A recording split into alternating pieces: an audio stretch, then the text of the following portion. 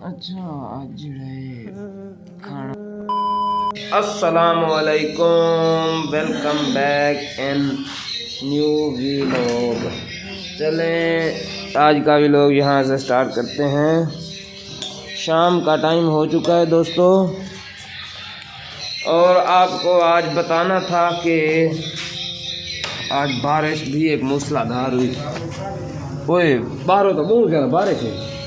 ओए खाना भी क्या नहीं मिला, बारिश ही नहीं सकेगी ना दिखा दे। चलो खैर, भूखी जोर लगी हुई है, समझते पे हैं। मिलते हैं हम आप लोगों से नए व्लॉग में। आज का व्लॉग बस इतना ही आपको बताना था। खैर कोई मसला नहीं है, सो जाएंगे, भूख तो लगी है लेकिन सो जाएंगे हम लोग। आप लोग अपना ख्याल रखिएगा और दुआ में याद कीजिएगा। मिलते हैं हम आपसे नए व्लॉग में, तब अपना ख्याल रखिएगा।